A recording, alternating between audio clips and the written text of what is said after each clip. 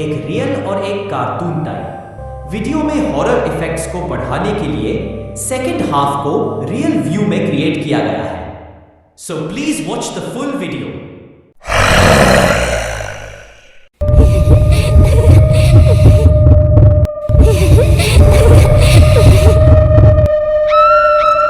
College के 5 दोस्त आर्यन, रिया, समीर, प्रिया और मोहित हमेशा रोमांच की तलाश में रहते थे। इस बार उनकी तलाश उन्हें एक पुरानी खंडहर हो चुकी हवेली तक ले आई, जिसके बारे में गांव वाले तरह तरह की कहानियां सुनाते थे। कहते थे कि हवेली के अंदर एक प्राचीन खजाना छिपा है, जिसे एक बुरी आत्मा ने शापित कर रखा है। शाम ढल चुकी थी और अमावस्या की काली रात थी। हवा में एक अजीब सी खामोशी थी, जिसे सिर्फ सूखी पत्तियों की सरसराहट और दूर कहीं कुत्तों के भौंकने की आवाज।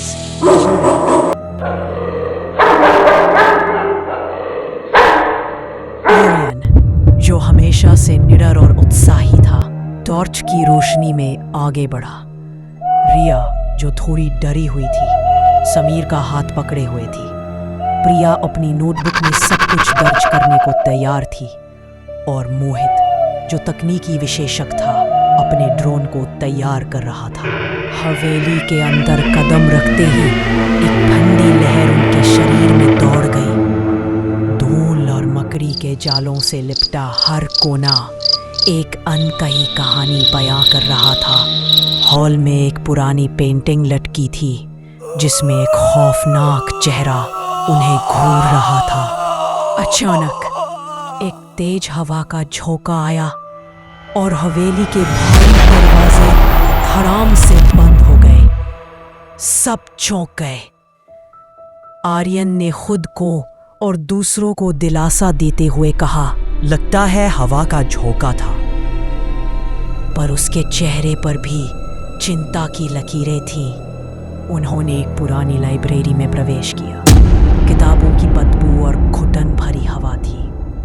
समीर को एक पुरानी जीर्ण शीर्ण किताब मिली, जिसके पन्ने पीले पड़ चुके थे। उस पर अजीबोगरीब चित्र और संकेत बने हुए थे। शायद यह खजाने तक पहुंचने का नक्शा है, रिया ने कहा। जैसे ही समीर ने किताब खोली, एक तेज रोशनी चमकी और फिर सब कुछ अंधेरे में डूब गया। टॉर्च की रोशनी वापस आते ही उन्होंने देखा कि किताब का एक पन्ना गायब था। आगे बढ़ते हुए वे एक संकरी गलियारे से गुजरे। दीवारों पर अजीबोगरीब निशान थे, जो किसी प्राचीन भाषा में लिखे प्रतीत होते थे। अचानक मोहित के ड्रोन ने चेतावनी देना शुरू कर दिया। स्क्रीन पर कुछ धुंधली आकृतियां दिखाई दे रही थी। लगता है कोई है यहाँ, मोहित ने घबराकर कहा। तभी उन्हें पीछे से किसी के फुसफुसाने की आवाज सुनाई दी। सब पलट कर देखे, पर वहां कोई नहीं था। डर उनके मन में बैठ गया था।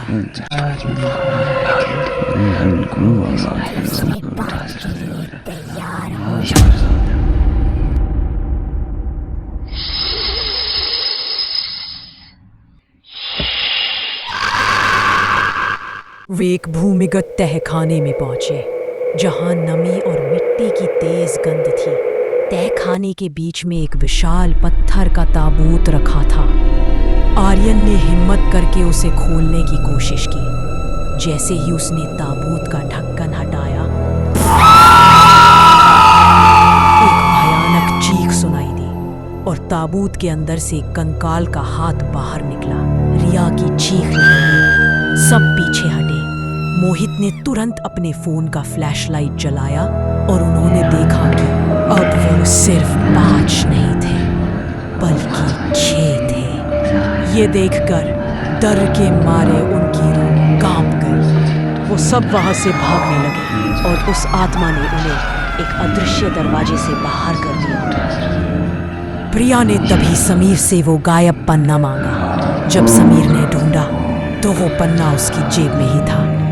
उस पन्ने पर लिखा था, खजाने की चाबी समय के साथ छिपी है, जहां भूतकाल वर्तमान से मिलता है। उन्हें लगा कि इसका मतलब हवेली में लगे पुराने पेंडुलम घड़ी से है।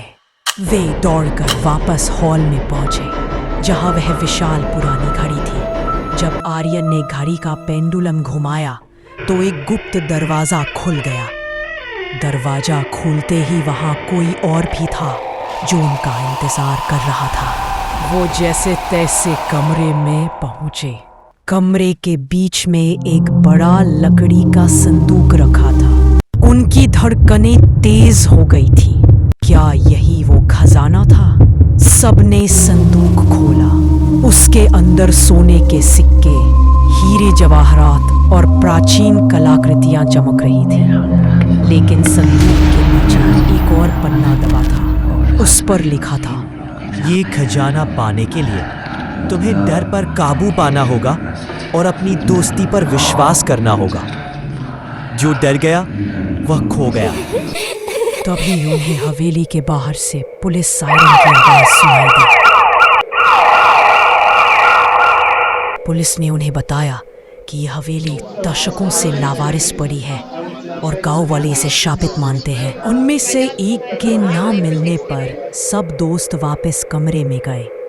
वहां से खजाना गायब था, लेकिन उनका दोस्त वही मौजूद था। तभी उन्होंने देखा कि दीवार पर लिखा जा रहा था, यहाँ दोबारा मत आना। सब वहां से भागे और वे सुरक्षित बाहर आ गए, पर उनके चेहरे पर डर का भाव था। उन्होंने खजाना तो नहीं लिया, क्योंकि खजाना वहां से गायब था। सोचने वाली बात यह है कि वो कौन था जो बार बार अलग अलग दोस्तों के रूप में आता था।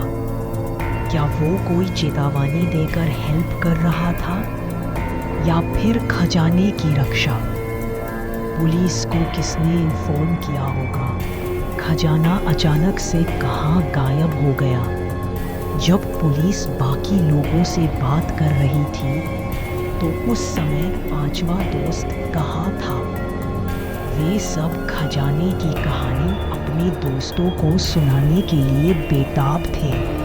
आप भी ये कहानी लोगों को और पले दोस्तों को दिखाने के लिए बेताब होंगे, तो उसके लिए